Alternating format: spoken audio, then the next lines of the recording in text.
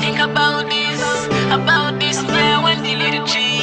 But don't forget my man, the pigeon, it's right here for the first place. Everything cool. ndagushimira kubibyo wankoreye byose urakoze ndabikwitura ndagushimira kubibyo wankoreye byose urakoze ndabikwitura ugirira ishimwe wowe wankuye mu muriro ukangeza mu bwiza undinda imikasiro wamfashije kurenga utuntu tw'imyasiro niyo mpamvu ubu ngubu kukuba hariyo ndahiro iyo udashaka ntiwari kumiye impano yatumye nkomera nkashikama nk'umugano nashaka ko dukomeza uwacu umubano ubibona wese akabona ko harimo isano ndagushimira cyane ku ntambwe wangejejeho haba mu muziki ndetse no mu mibereho gusa ariko mu kubona ko ari umbeshejeho niko gukora idishimwe ngo ndikugezeho. This was G, don't forget DPG kubw'ubufasha ubu dukomeye nk'ama-G udutendo nitwe tubarizwaho tw'akaga kurenza na wa munyamerika kazigaga. ndagushimira kubibyo wankoreye byose urakoze ndabikwitura ndagushimira kubibyo wankoreye byose urakoze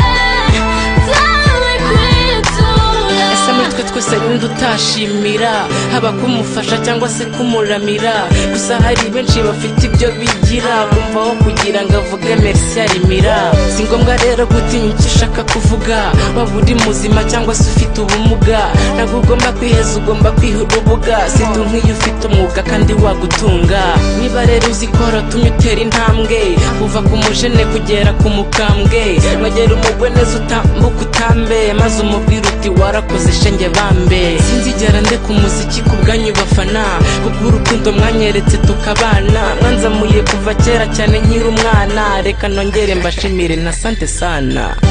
ndagushimira kubibyo wankoreye byose urakoze ndabikwitura ndagushimira kubibyo wankoreye byose urakoze mu myaka mike ndabikwitura ibanziriza ikinyagihumbi humvikanye ijwi ry'uvuga aranguruye mu mpinga z'umwe mu rw'imisozi igihumbi